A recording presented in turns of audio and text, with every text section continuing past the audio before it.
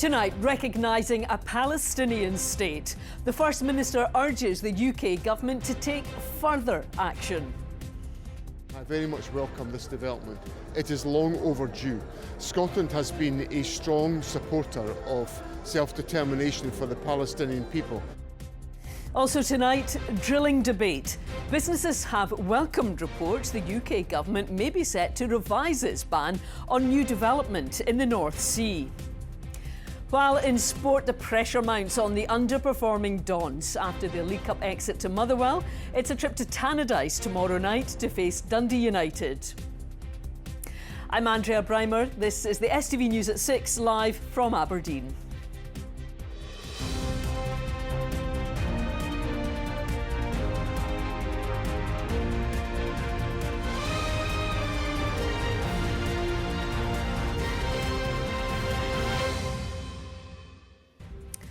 Good evening. It's been one of the most significant developments in the Middle East conflict so far.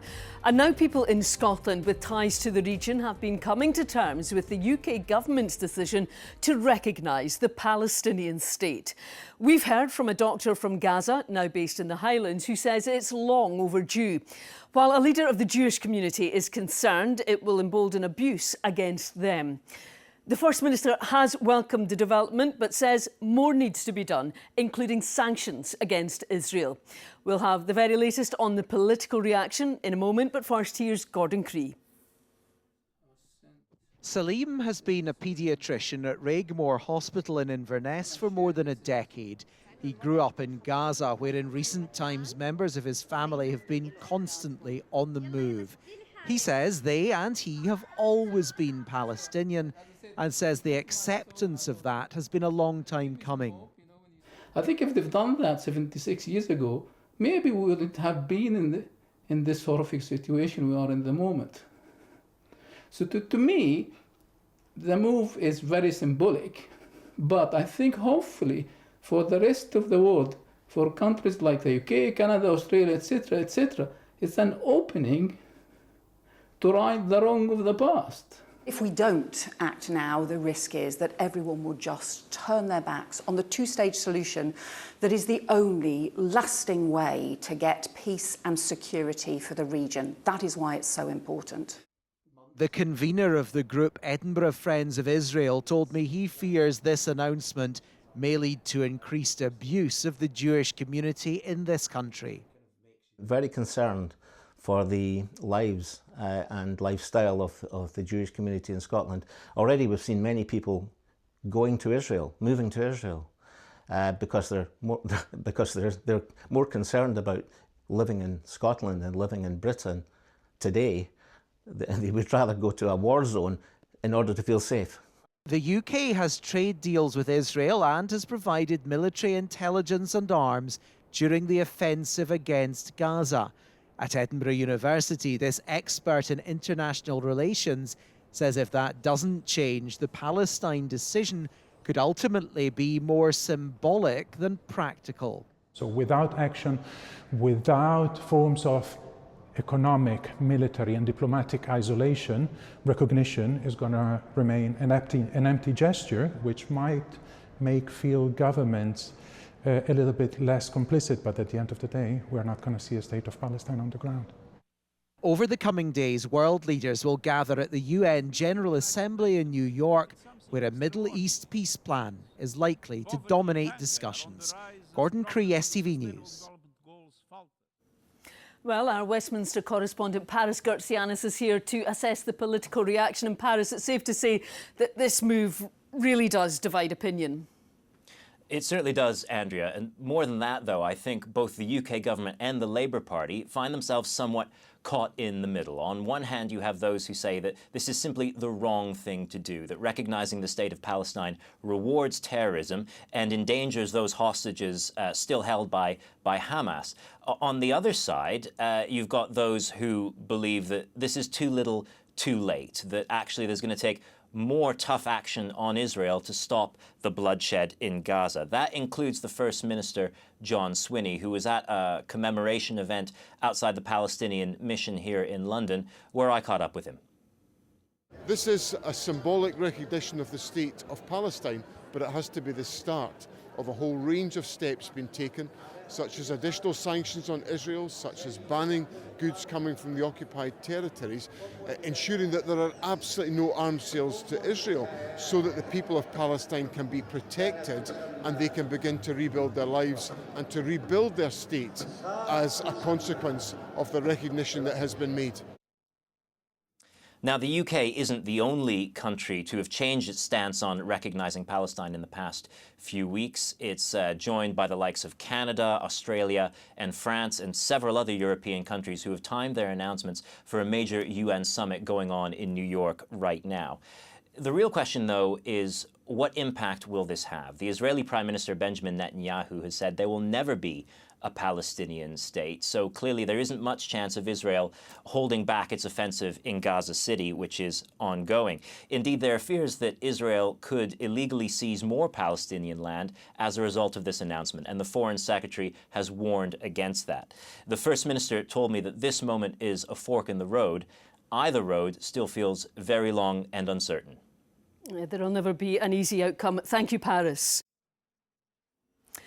Business groups in the North East have welcomed reports the UK government may be set to revise its ban on future oil drilling in the North Sea. Reports over the weekend suggest the UK Energy Secretary could allow exploration next to current fields. Well, today the SNP Westminster leader Stephen Flynn has written to Ed Miliband urging him to make the change. Stephen Brown is live for us in Aberdeen tonight. Stephen, this is a significant shift. If it happens, what could it mean? Well, over the course of the summer, the industry body OUK suggested that around 7 billion barrels of oil could be extracted from the North Sea next to existing infrastructure, making it far more viable. That is known as tiebacks. Now, they're often newer, smaller developments, often within or next to existing fields and using existing production facility. Over the course of the weekend, the Times reported that the Energy Secretary, Ed Miliband, may well be looking to grant more of those in the future. Now, of course, the Labour manifesto ahead of the last election was not to grant new licences to new fields. The argument could go, though, whether or not that would break the pledge if indeed you had these tiebacks, because, of course, they often happen within existing fields or using existing production facilities. So would it really break that pledge? The manifesto is very clear. It's about no new exploration licenses. That's not what this is about. This is about near-field activity, its developments, appraisal for small tiebacks. So I think there's scope to do it, but also would make sense from a policy perspective. Secures work for the supply chain, secures work for the workforce. That also gives us enough space to do a proper energy transition to make sure we maintain oil and gas production while developing the renewables agenda. So, Stephen, why might the government be making to look this change now? Well, of course, they're coming under pressure from the industry, from unions and from business groups. The UK government has been consulting with the industry on the future of the North Sea. And of course, we are just a couple of months away from the budget. And what the UK government want right now is investment within the UK. Now, today, the Chamber of Commerce here has welcomed the possible revision of this ban on new drilling licences, but say they want to go further and the Chancellor to reform the windfall tax. The SNP Westminster leader, Stephen Flynn, writing to Ed Miliband, saying that he wants to see the change. The UK government, though, saying that this is just speculation and they will set out how they will support both the pledges and promises they've made, but support the industry as well. Of course, the UK government at the moment on a number of issues have at times been dictated to by the offering of the opposition. The Conservatives and Reform of late have come out in a full throttle support of oil and gas production from the North Sea, and Labour in particular are trying to counter the moves and the rising electoral threat, particularly posed by Reform. Stephen, you'll no doubt be keeping us informed. Thank you very much. A road will be closed in Aberdeenshire for 10 days to allow for further investigation after a fire broke out at a house. A woman remains unaccounted for after the blaze near Harbour Road in Gardenston shortly before 5 a.m. on Thursday. A man was taken to hospital in Aberdeen. 4 fire engines were sent to the scene. The leader of Perth and Kinross Council has resigned after being charged with embezzlement. Councillor Grant Lane said he had stood down with immediate effect for personal reasons. He's no longer a member of the SNP but will continue to represent the Strathtyre ward as an independent councillor. Police Scotland say a 63-year-old man has been charged with embezzlement between 2017 and 2025 in the Perth area. A report will be sent to the Procurator Fiscal. Guide Dogs Scotland is marking 60 years since the opening of its first Scottish training centre in Forfar. Launched in 1965, the centre meant people with sight loss no longer had to travel to England for a guide dog. Since then, thousands of life-changing partnerships have been made. It's a charity at the heart of the community where local volunteers play a pivotal role. With more, here's Saul Sivright.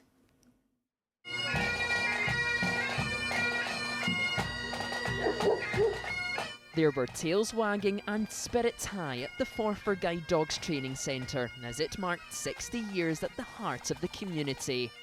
Locals turned out in force to celebrate the milestone and to pay tribute to the team behind the scenes who helped turn playful pups into life-changing partners. It's amazing, and I think that if it wasn't for the support of the local community and all the volunteers that we have, we couldn't have done this, like it wouldn't have been possible. So it's a celebration of what we've achieved as guide dogs, but it's also a recognition of the amazing community that we have around us that support us. The original Guide Dogs Training Centre in Forfar was a Scottish first. Opened in 1965 by Princess Alexandra, it transformed the lives of people living with sight loss across the country. Before that, people had to make a long journey to the charity's training centre near Birmingham to be partnered with their guide dog. Jonathan Attenborough's life was transformed when he met his first guide dog 10 years ago.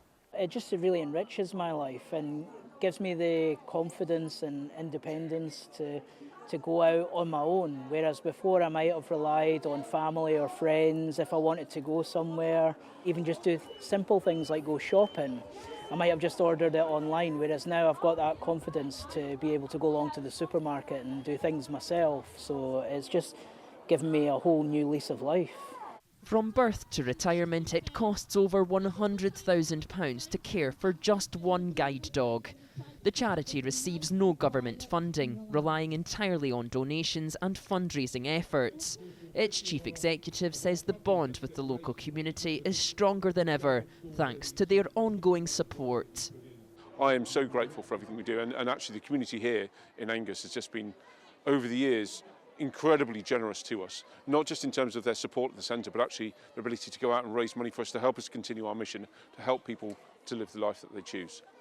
A recruitment drive is underway for a range of volunteer roles, including puppy raisers. It's a vital job, helping ensure a steady stream of four-legged life changers is ready when needed.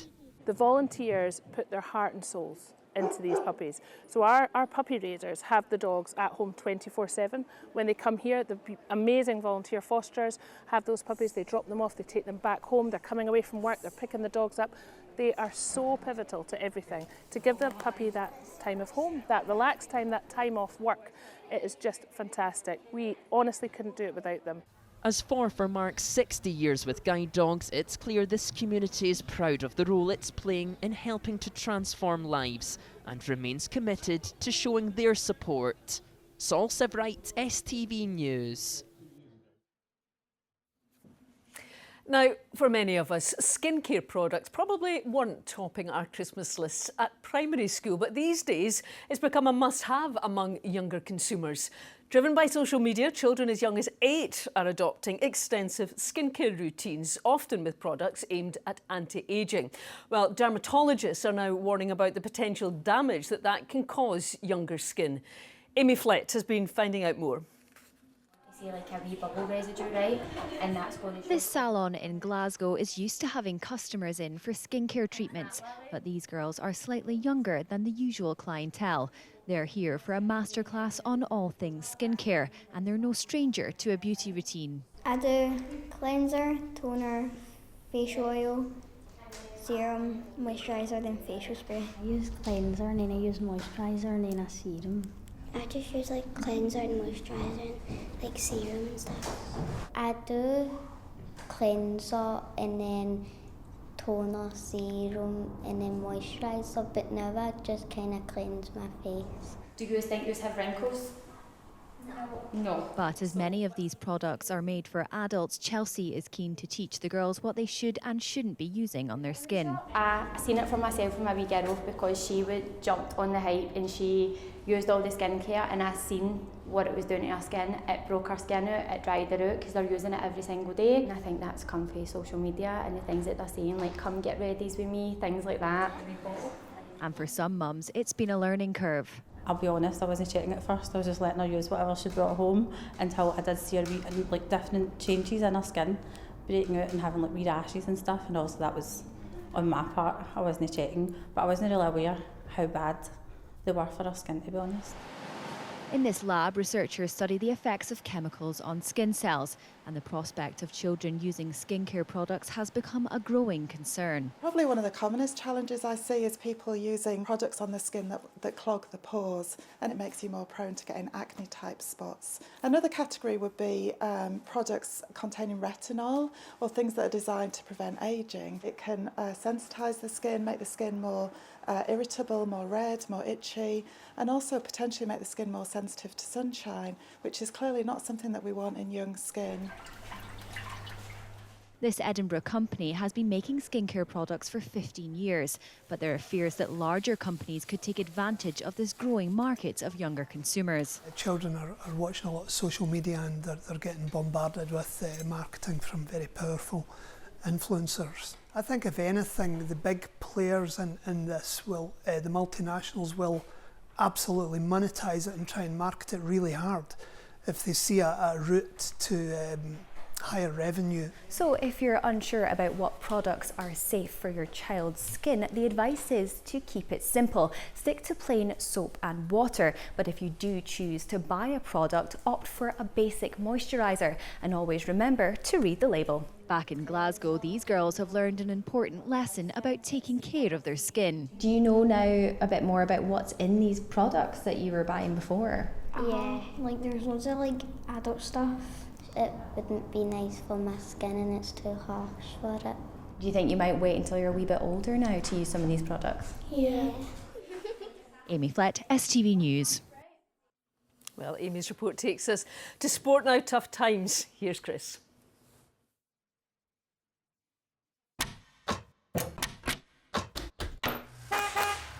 Your window to sport. C.R. Smith sponsors STV Sport. Good evening. Yes, tough times indeed for Aberdeen manager Jimmy Tilleen. He says he and the players know what they need to do to turn around their fortunes, starting at Tannadice tomorrow night. And the Swede revealed that he retains the full backing of Don's chairman, Dave Cormack. Well, there were strong words exchanged in the dressing room at full time at Aberdeen following the Dons' cup exit to Motherwell. The results, getting knocked out of cup, it's not good enough for a club of this size, and you heard it at the end of the game. No, I agree with everything you say. It's nowhere near good enough of the standards and the demands of these football clubs. And we as a player, we need to take responsibilities. It's our fault, no one else's fault, but the players' fault. Because fundamentally in football, you need to want more from the other team, you need to run more, you need to tackle better, you need to sacrifice more, you need to encourage each other better. And we didn't do that today. Post-match passion from Aberdeen goalkeeper Dimitar Mitov after what had been a protracted clear-the-air dressing room discussion following Saturday's dismal cup exit to Motherwell. Regan Charles Cook was in the same Charlton Youth Academy as Mitov and was as delighted to score against him as the home support were aghast at conceding again, but most concerningly, failing to score again. Close on 2 occasions, yes, but both bar bashes came from set pieces. And it's in open play this Aberdeen are completely inert. Much to fix, and with the fan base getting increasingly restless, little time to fix it. But also respect this situation, because I think that's the most important thing. Why is so much noise? Why so? Of course, the result is not there, and it's so much emotions going around when they don't come, and everybody get an opinion, and that's fine. That's why that's important. Everybody can have their opinion, but we need to stick what we want to do and try to do it better to get the results. If there's any positive omens for Aberdeen, it's the fact their last goal in the Premiership actually came at Tannadice. Jeppe Ockels, remember him? The opening goal in that last day defeat. Tulleen is under pressure from the fans, but not inside the club. This football is a sport of results, everybody knows that, but still we have everybody on the same page. I have still the dialogue with the CEO Alan and the chairman every day. Nothing has changed in our dynamic. It's still the same focus. How can we be better? We have to try again. What we need to improve, what we need to think about in the future, what can we adjust right now. So that's my job as a manager with my staff, to adjust some parts so we can get the result we need to keep growing. Well, with all the Premier Sport Cup frolics at the weekend, Dundee's fabulous home win over Livingston got a little lost in the media coverage, but not here, it doesn't. Oh no. Although this is still Dundee, so nothing was straightforward. Well, Simon Murray tapped in after some superb wing play from Cam Congreve, and it was the Welsh loanee on hand again to help the D's double their lead. This time, Joe Wesley with the finish. Well, Livy did as Livy does, and it was 2-2 before this late and slightly controversial penalty was awarded to Dundee. VAR checked and then scored by Callum Jones. So Dundee well and truly up and running into 5th in the table and level on points with 3rd-placed Hibs and 4th-placed St Mirren. Now, Dundee United manager Jim Goodwin believes his side have only scratched the surface so far this season. Well, Goodwin believes his new look squad have been a match for the likes of Hibs and Hearts already this term, and he believes there's more to come. I really do, yeah. I think we're kind of scratching the surface at the moment. Obviously we've still got a number of, big players that are out through injury at the moment, and once we get, the majority of those boys back in and a bit more competition in the team, I think we'll be a far better squad for it. But yeah, look, I couldn't be any happier with how quickly the group has gelled. Now, St Johnstone are flying high at the top of the championship table, but Finnish manager Simo Valakari says they must stay humble and not get carried away. Well, a fine battling performance against Dunfermline on Friday was rewarded with a come-from-behind 2-1 win and another 3 points into the bargain. Tomorrow night, a win against Airdrie in their game in hand could put Saints 8 points clear. They are solid. There is a pattern, what we are try to do, what we try to achieve, and then the results have followed. So very, very, very pleased at that. But it's a little bit, repeating, going this mantra that every game is a new opportunity, and it's the same now for tomorrow night. We need to be ready. We need to be on our toes. We need to be humble, and then we can go and enjoy. Now, who was the last Fifer to score a hat-trick in the Bundesliga? Well, until this weekend, it had never happened. But Kirkcaldy-born Scottish international striker Oliver Burke has got that monkey off our back. Well, he scored Union Berlin's 2nd, 3rd and 4th goals to secure a 4-3 away win over Eintracht Frankfurt. I wonder if Steve Clarke will bring him in from the cold for Scotland's World Cup qualifiers. Lovely finish from Burke there. That's all for me.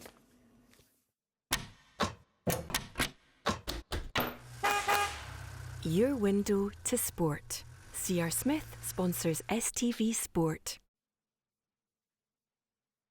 Right, let's get the weather forecast now with Philip. So someone said to me today it's the start of autumn today, but I thought we talked about this a few weeks ago. Yes, Andrea, no, you're not having a mind blank. That was on the 1st of September. That was the first day of meteorological autumn. That's when the meteorologists and the weather buffs start collecting data for autumn. But this is when it really starts. This is the autumn equinox. So this is when the Earth's axis lies perpendicular to the sun, giving us nearly equal lengths of day and night. After the end of this week, the nights will definitely be drawn in, as we'll start to see more hours of nighttime compared to hours of daylight. The weather has certainly taken note of the change of seasons, as things are remaining autumnal for the rest of this week. Let's take a look at the forecast. Midday Mayan temples, followed by sunny afternoons on the sand. TUI sponsors STV Weather. Well, thankfully, we've started the week with high pressure dominating our weather centred right on top of the UK. And the good news is that sticks around throughout the rest of this week, keeping things largely fine, dry and settled. But look, just in time for the weekend, low pressure arrives from the west, and that will bring with it more unsettled conditions. But that's still a while away. Back to just now as we head through the rest of this evening, similar to what we've seen throughout the course of the day. Very little happening, a largely dry night to come, plenty of clear skies around. We could see some mist and fog patches forming where we've got the clear conditions. Temperatures getting down to around 3 or 4 degrees Celsius, possibly below freezing in some rural glens. So that in turn means it will be another chilly, cold start to the day for Tuesday, but again remaining dry throughout the course of the afternoon. Plenty of prolonged spells of blue sky and sunshine around thanks to that high pressure dominating our weather, and temperatures will be up a degree or two compared to today, highs of 15, possibly 16 degrees Celsius. Looking ahead to Wednesday, we start to see this frontal system trying to creep in from the Atlantic. So some cloudier conditions and a bit of a breeze around the Western Isles and western coastal parts. Elsewhere though, plenty of sunshine once again, sunny spells, temperatures reaching highs of 15 or 16 once again. However, out and about it will be feeling more like 7 or 8. Bye-bye. TUI sponsors STV Weather.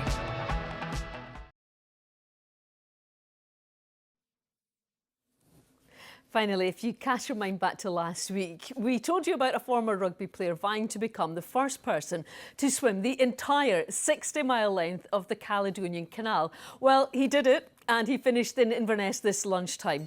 Ian Sinclair made it through 4 lochs and 29 canal locks in memory of Jenny Hastings' wife, her rugby colleague Scott, and Colin Maguire, who both lost their lives last year.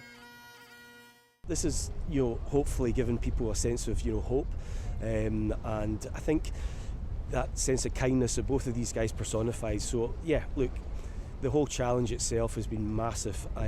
Great story, great team around me. When people struggle with their health, they need support, and the mental health is the umbrella over all of that. And yeah, my wife would have loved this. She would have absolutely adored it.